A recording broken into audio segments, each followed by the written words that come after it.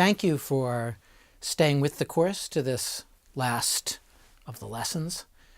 We've followed Einstein across many different fields. We followed his interests in the fundamental aspects of physics, space, time, simultaneity, the nature of matter, the nature of light, the nature of gravity, the structure of the universe as a whole. We've looked at his relationship to technology. We've looked at his relationship to politics, to art. We've looked at the way that Einstein's work has shaped poetry and painting and architecture. We've looked at the way that Einstein was taken up by philosophers in support and in opposition to Einstein's views. Einstein's conception of physics shaped a century.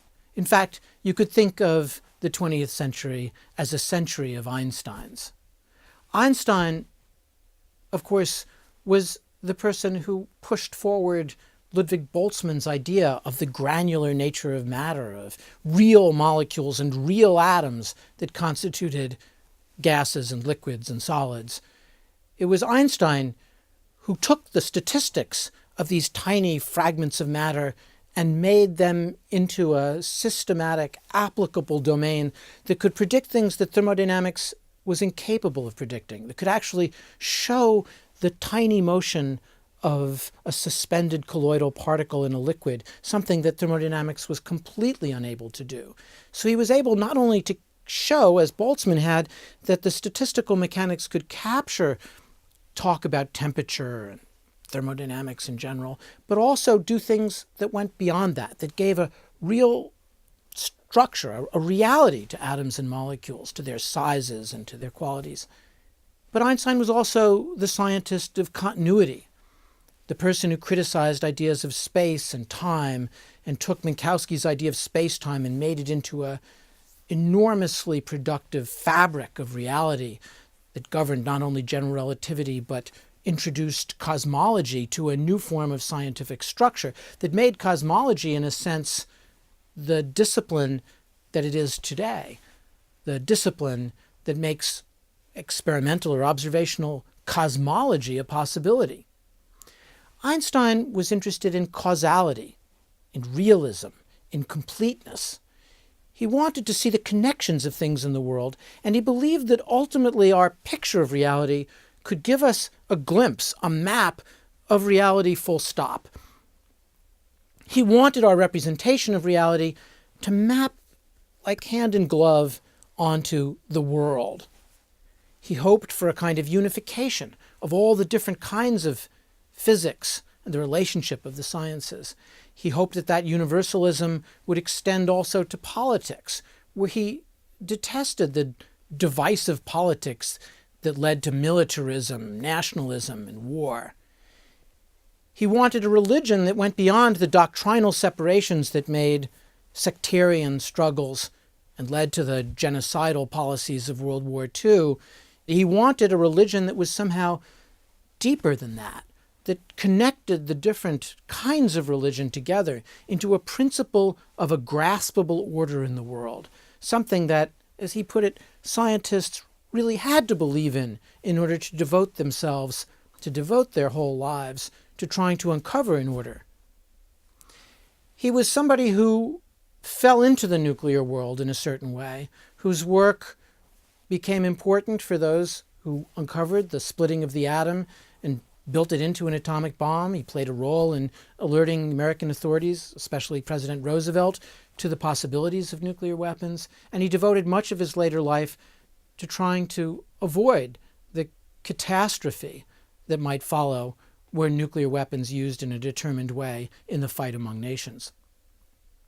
But Einstein's engagement with technologies, with real objects, began very early. He was always interested in devices.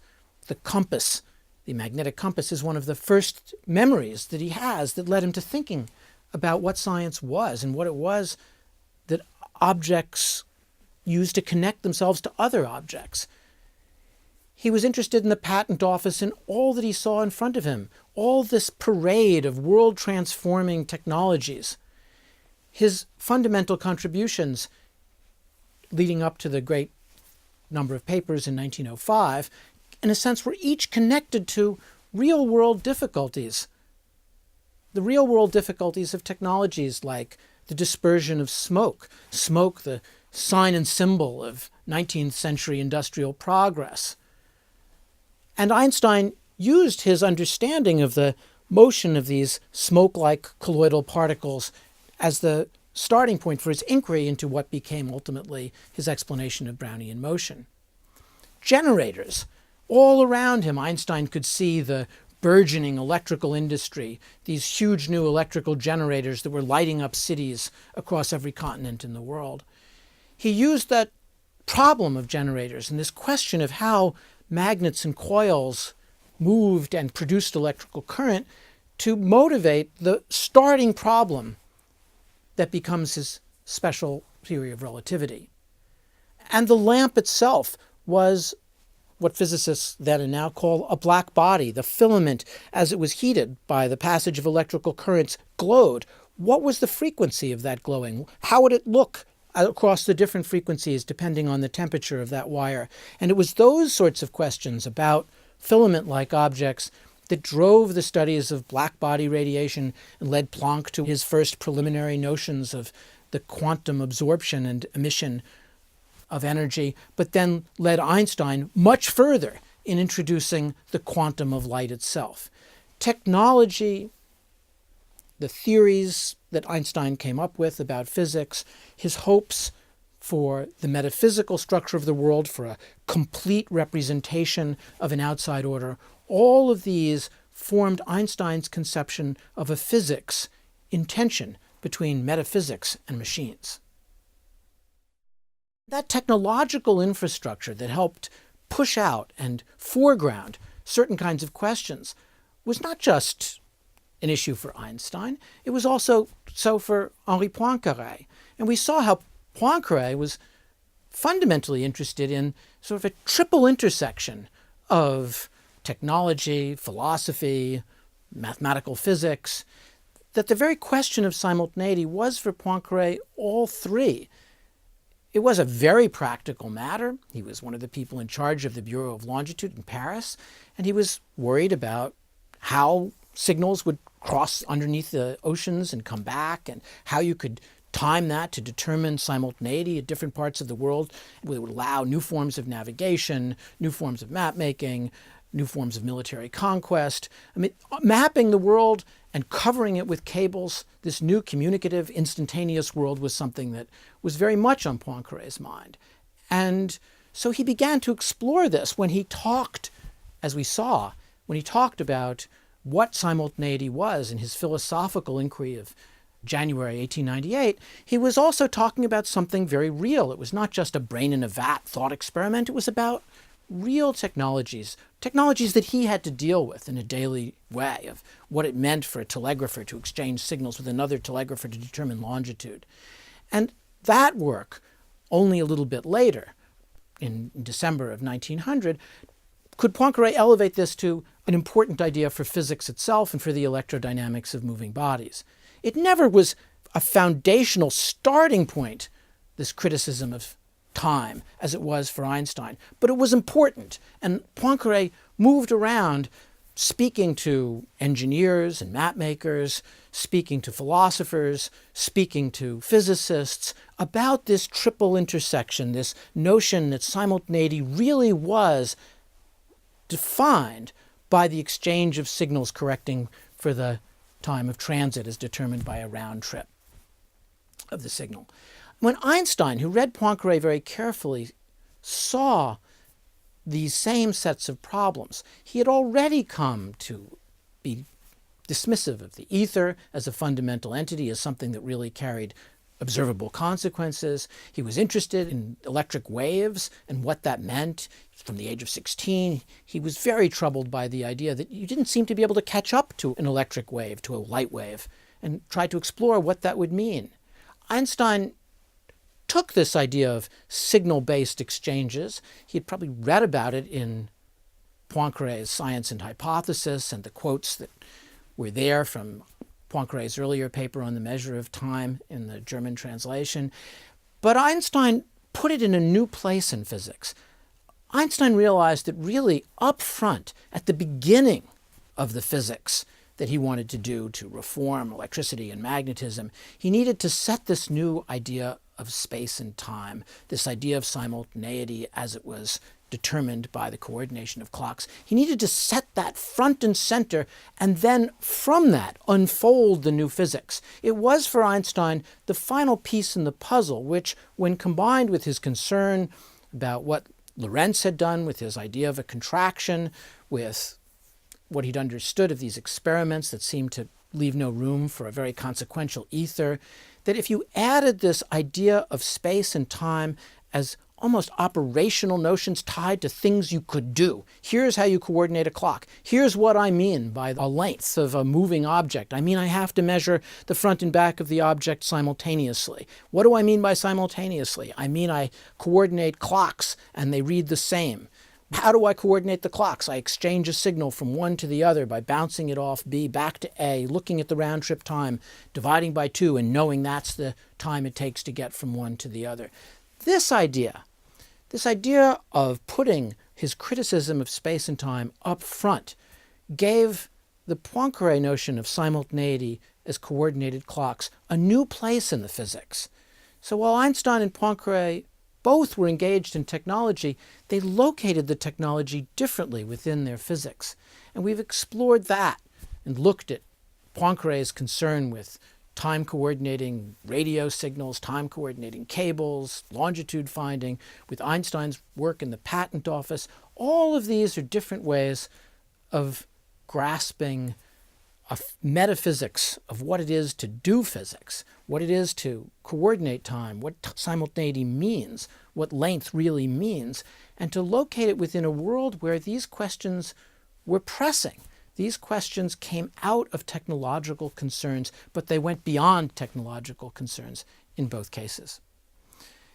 Einstein, when his contemporaries like Friedrich Adler, or assassin of relativity, or would-be assassin of relativity, when he compared the different systems, he showed that everyone, Poincaré, Lorentz, ether theorists like Vogt, and others, everyone would distinguish between being at rest in the ether, calling it tau or t, and calling moving in the ether time the other, either tau or t, or a different name altogether. But Einstein had no distinction between moving in the ether and not moving in the ether, because he didn't think there was a true time based in the ether rest. He called the ether a superfluous notion. This upstart young physicist dismissing in one sweep of the conceptual hand one of the major concepts of the whole of the 19th century.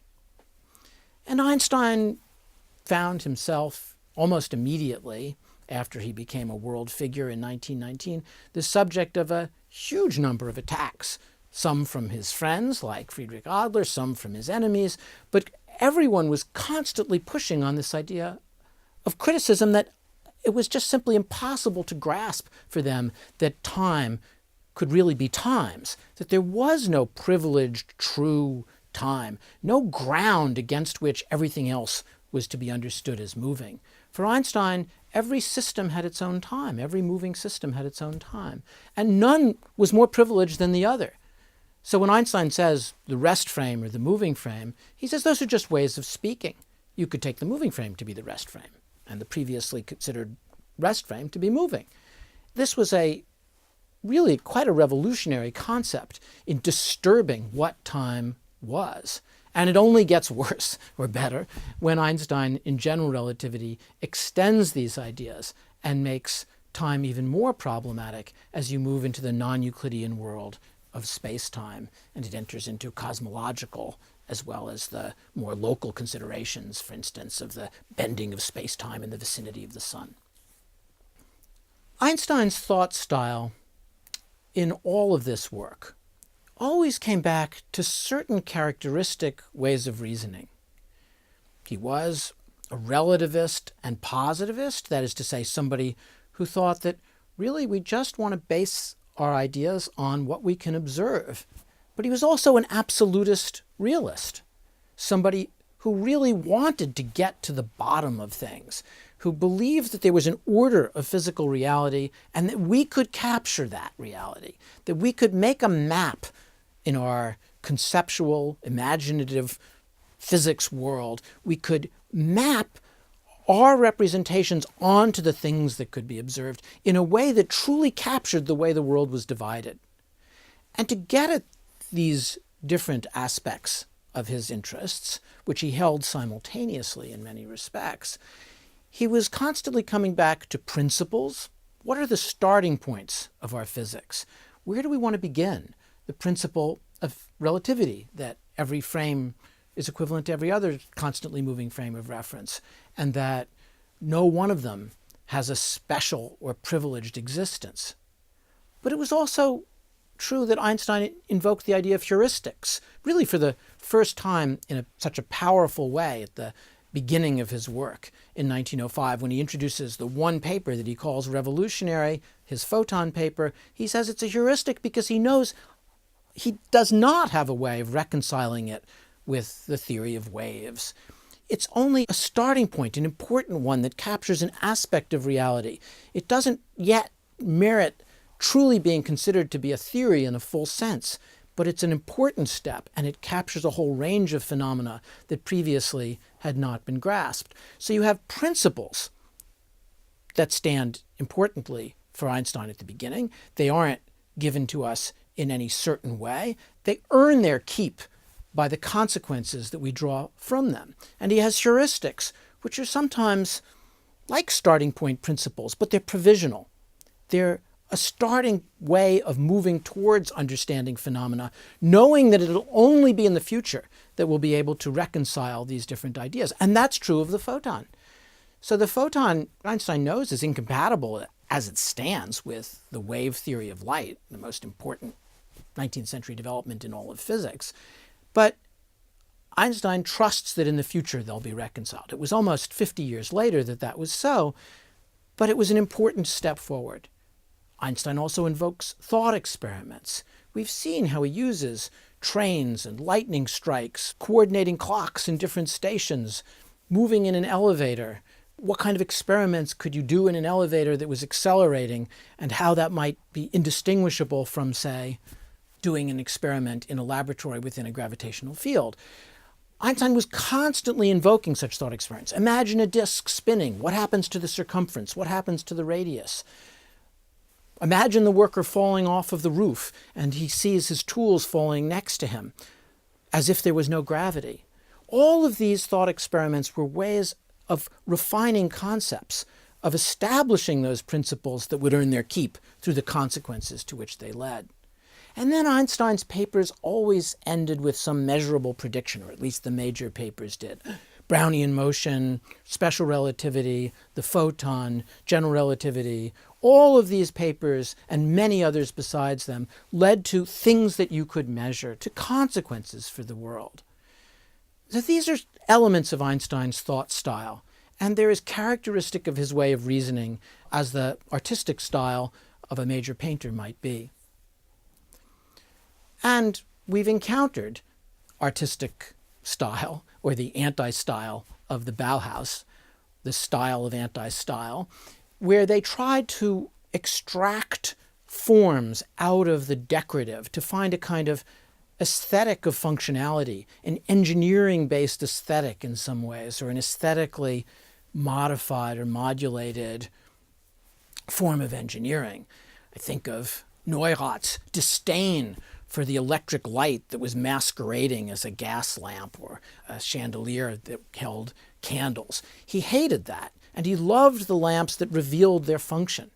We talked about how the Vienna Circle, many of the leaders being mathematical physicists of different kinds, that they loved Einstein's criticism of space and time. They loved his criticism of what it meant for two events to be simultaneous. And they wanted that conceptual criticism, that honing of concepts down to that which could be understood clearly and given a kind of operational aspect.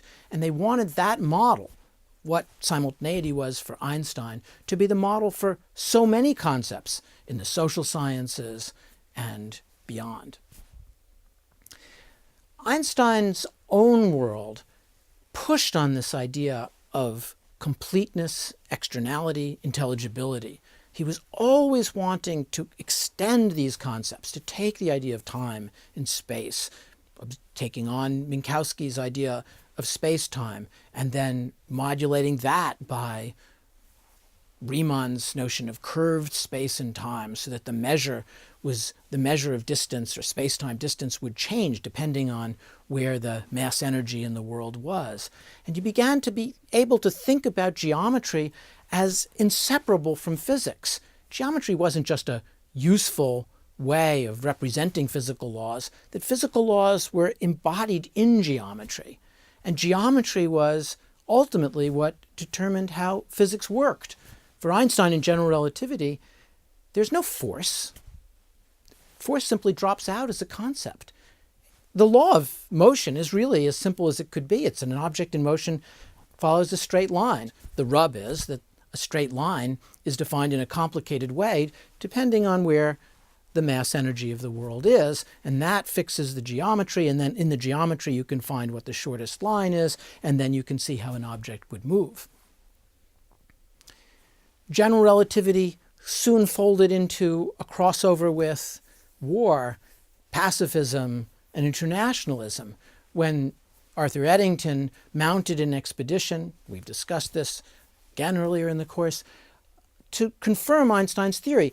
And it was not just a random choice. Eddington was a pacifist, a friend, somebody who wanted the expedition that he conducted to check Einstein's theory as a way of creating a kind of conciliation among nations at the highest level of abstraction, at the core of the most advanced physics of the day.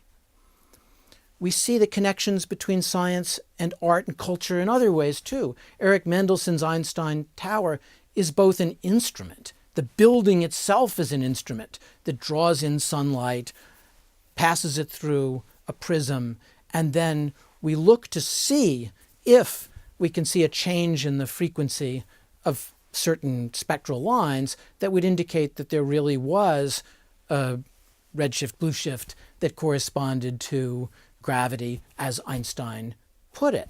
It was a difficult experiment. It didn't quite work out. But the tower was also a way of expressing in alliance with artistic movements. And Mendelssohn's Einstein Tower drew on the whole tradition of contemporary art at that time. Einstein himself, the figure of Einstein, came to stand in the Weimar period as a figure of modernity, to be put on display by Hannah Höch in her collage as a kind of symbol, as much as the technology of the day and some of the other figures of modernity, as somebody who stood for a criticism of that which was traditional. So even if Einstein is in certain ways trying to purify, to make classic in a certain way, an extension of the older physics, he's also seen as breaking with it, of offering a kind of new road forward for poets like William Carlos Williams and many others at the time, who saw Einstein's break with the absolute as authorizing their own way forward, whether it's Hannah Höch or William Carlos Williams or some of the architects. Buckminster Fuller comes to mind. People saw Einstein, his person and his work, as in a way sanctioning their concerns with breaking with an older form of classical formations in each of their own disciplines. Einstein, by 1929, was on the cover of Time magazine, just one instance of many times when he was on the cover of Time magazine, but already an indication before nuclear weapons, before he becomes a kind of figure that's associated with a new and dangerous world of technology. But already in the 1920s, Einstein stood as somebody who was a sign and symbol of this new age. Painters like Dali took Einstein's theory and explored its consequences inside their work itself. Dali talked about the extravagant and solitary, paranoia, critical camembert of time and space. That idea of bending time and space, embodied in the melting clocks, became a theme for people all over the cultural map. At the same time, if general relativity offered material for philosophers to explore the meaning of space and time and whether this was a break from Kantianism or a reaffirmation of Kantianism, for painters, for architects, for the collage makers, or for people across poetry and literature. It was also, over the years, the source of new technologies. And if you think about our machines, the global positioning system of satellites that are embodied now in every phone, and missiles, satellite structures in mapping the world, in all sorts of new applications that are proliferating moment by moment as the cost of a GPS receiver goes more or less to zero, this becomes a technology that saturates the way we move along the streets. It's no longer an arcane technology that's only accessible to the wealthy or the military. It's something that's simply part of how we move about the world. But general relativity remains the source of physics and metaphysics. General relativity, as it's embodied in black holes, becomes the laboratory for some of the most advanced ideas about string theory, general relativity, about questions about what the nature of geometry ultimately will be. Will geometry not only be bent into non-Euclidean form, but also have a kind of derivative life? Will space and time be only rough approximations of other ideas that are even deeper? What is the dimensionality of the world? Does reality lie in 4 dimensions at all, or is that simply a kind of illusion? These are questions that are coming out of physics as it explores the collision of general relativity and quantum theory in the black hole, the conceptual and real laboratory where these 2 pillars of the 20th century collide most strikingly, and continues to provide some of the most interesting new ideas about physics and about the ideas that lie at the basis of physics. Nuclear weapons are another legacy of the 20th century, and we see bits and pieces of those weapons, although Einstein didn't in any fundamental way work on nuclear weapons in a direct way. He was considered to be a security risk, so they only would ask him very fragmentary questions from the Manhattan Project, and were always fearful that he would guess what they were doing. Well, of course he knew what they were doing. But in the discovery moments of nuclear fission in 1939, Lise Meitner had recalled a lecture by Einstein about E equals mc squared and used that understanding to, for the first time, to really grasp what nuclear fission was about. She realized that as the uranium nucleus broke into pieces, that the masses of the pieces added up to less than the original mass of the uranium nucleus, and that difference was emerging as energy. There are other ways, too, of understanding nuclear fission that her cousin, for instance, put forward. But Meitner herself, who had done some of the most fundamental work on the experimental side of nuclear fission, was driven to a certain extent in her original understanding by her recollection of E equals mc squared. Einstein's involvement with the nuclear weapon had one other side, his profound fear of what the Nazis would do should they get the weapon first. And it was that drove him to ally himself with other physicists in alerting Franklin Roosevelt of that danger and arguing that Roosevelt should be alert to the possibility that might be afforded of making nuclear weapons during the war that was unfolding. Einstein finally was shaped by what he saw as the consequence of nuclear weapons. Once they existed, he felt a tremendous responsibility individually and as part of the larger community of physicists to help put some sense and rationality into the production and disposition and possible use of these weapons. He came more and more to fear that nuclear weapons could actually lead to the general annihilation of humankind, and the H-bomb could be a step along that path of perdition. Finally, we talked in this course about the quantum. Einstein grappling with these ideas of the discrete nature of the world very early on, in statistical form, in his Boltzmannian orientation about gases and Brownian motion and so on. But then more fundamentally, as he began to look at the discrete nature of light, and he began to talk about how photons were absorbed and emitted, in a way, Einstein was, as much as anyone, really the creator of the quantum world.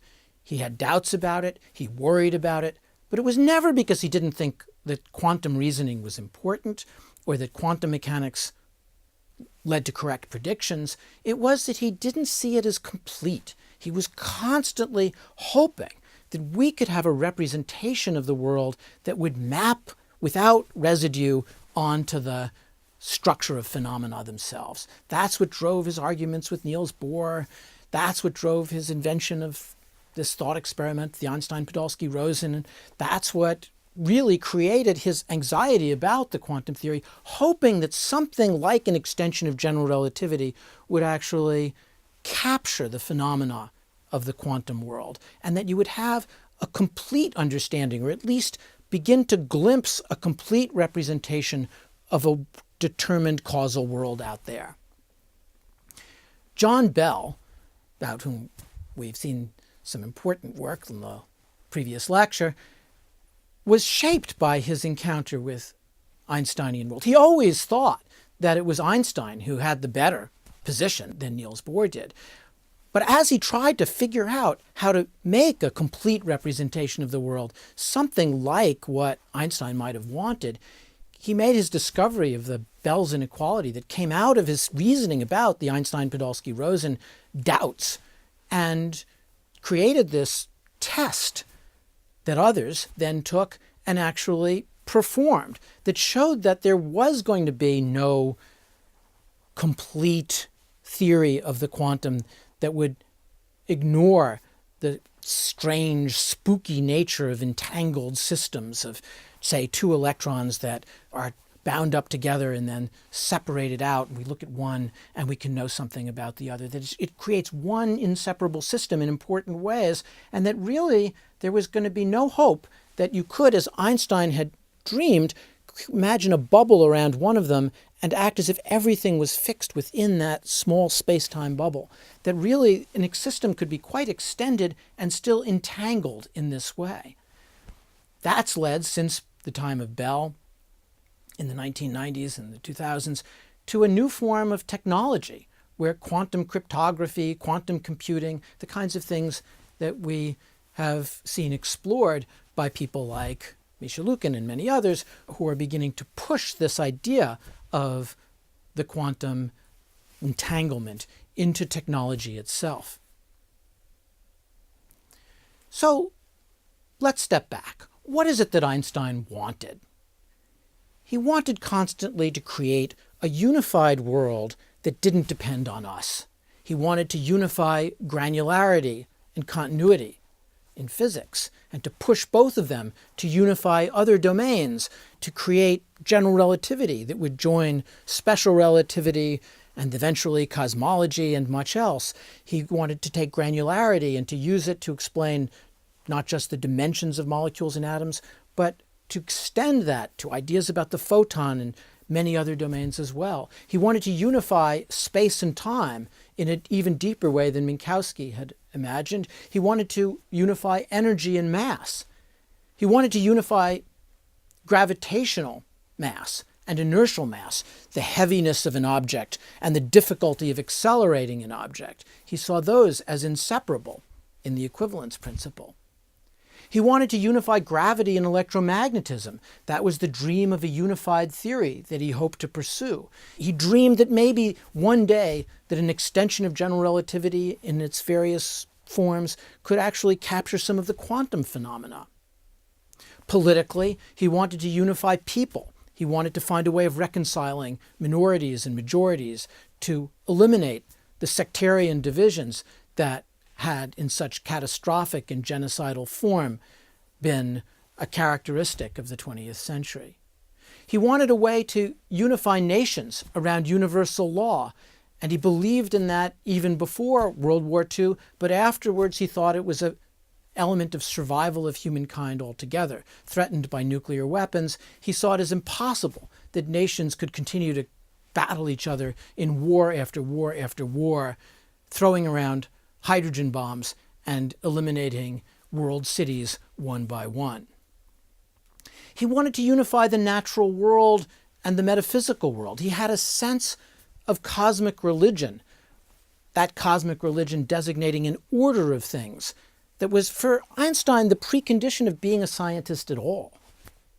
Why would you spend your life trying to find a glimpse of an order if you didn't have some kind of faith that that order existed throughout nature? So all of these were forms of unification. Einstein constantly looking and taking some comfort, looking for a unity and taking a comfort from that outside order, that it wasn't just about us. It wasn't about my interests, my religion, my consciousness, even my lifetime that shaped the world. It was something bigger. And for Einstein, in the heat of World War II and the cold and dangerous war that followed, Einstein hoped that that outside, unified, understandable world would teach us something about a place in it that could be a more peaceable and hopeful existence. My final thought is this. When he was a child, Einstein recalled in his autobiographical notes that even as a 4 or 5-year-old, he was fascinated by certain objects. A relative gave him a magnetic compass, and he found it astonishing. He called it a wonder that something could turn that needle without any perception of what was doing it. It seemed almost magic, an action over distance, something beyond touch. He recalled that something deeply hidden had to be behind things. That sense of a hidden order that could be discovered stayed with him. He constantly was after that somehow our representation of the world, the phenomena that we could see, could capture something out there. He once talked about nature as being like seeing the tail of a lion and knowing that it must be attached to the full dimensionality and size of the lion behind it. That there must be a world of order that we can capture piecewise and then follow out to something that's not yet revealed to us. Then he reflected on another wonder that also came in his childhood at about age 12. He was given a book of Euclidean geometry. And the certainty of those arguments, the deductive power, the way that reason seemed to speak to the world of experience, that by understanding triangles and the Pythagorean theorem, by understanding the relationship of things that were purely in the mind, it seemed to reveal something about the physical world in which we lived. When he wrote this towards the end of his life, he said that may well have been an error to think that you could go from a mind-based reality to the world itself. But nonetheless, he was fascinated throughout his life by what he called the certainty and purity in pure thinking, something that was a dream that the Greeks had, that there was a way of capturing the world through the mind, of mapping our ideas and representations onto the reality of things around us. Those two wonders, the compass and what it promised of a hidden world that we could get to, of Euclidean geometry that said that our ideas might actually reveal something about that world, those two things together, the compass and the geometry, form in some way a kind of guide path for Einstein that he followed for the rest of his life. He ended up understanding electricity and magnetism in a deeper way than anybody had previously. That's what special relativity showed. He understood how hidden things could be revealed by pushing on the geometry. General relativity takes that first insight of the 12-year-old Einstein and pushes it into the centerpiece of physics so that geometry and our physical world are actually intimately connected. Those wonders that stood at Einstein's beginning also mark the trajectory of his life in a certain way. And by thinking about them and exploring what this has meant over the course of a life that's taken us in this course from technology, nuclear weapons, the relationship of art and science, that's taken us through philosophical wonderings about the nature of the quantum world, of the consequences for the technological world of these scientific theories. It's been a long trip, but it's a pleasure to have had a chance to work with you on these things. Thank you very much for participating in the course.